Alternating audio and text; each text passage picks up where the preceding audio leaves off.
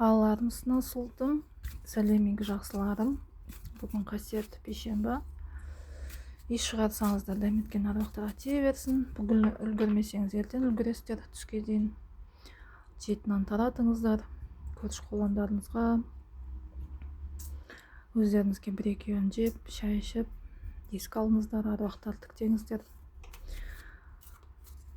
Аруақтар бізді әрқашан жебеп жасқайды. Сондықтан біз оларды ешқашан ұмытпауымыз керек.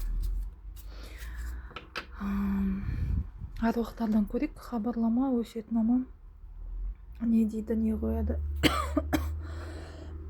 Тие берсін. Не жағдай болып жатыр екен өмірлеріңізде? Нені меңзеп отыр? Қайда баруымыз керек? Не жасауымыз керек?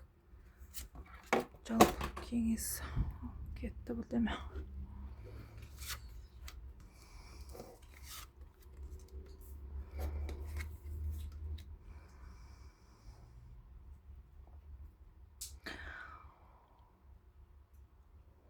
Өміріңізде қайғы мұң,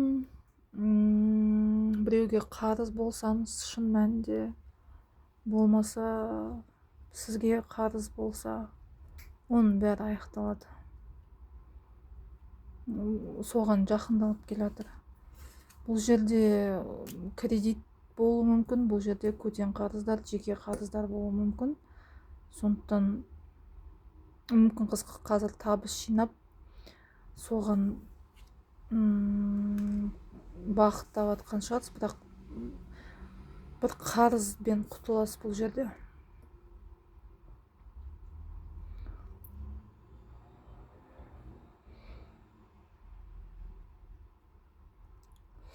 Олжа келе жатыр, олжа өте үлкен олжалар, ақылмен жұмса дейді. Бірінші недегідей қарыздар болса, қарыздарыңызға, үйіңізге, бірақ асып шілей жаңағыдай болмаш нәрсеге құртпа дейді. Өйткені өте үлкен ақша келе жатыр, абдырап қалмаңыз.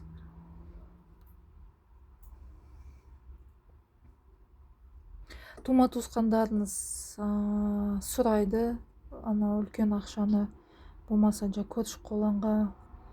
Бұл жерде кішкене енді ыждахаттылық, кішкене қаттылық керек сіздерге. Бірақ жеңіп шығасыз бәрін.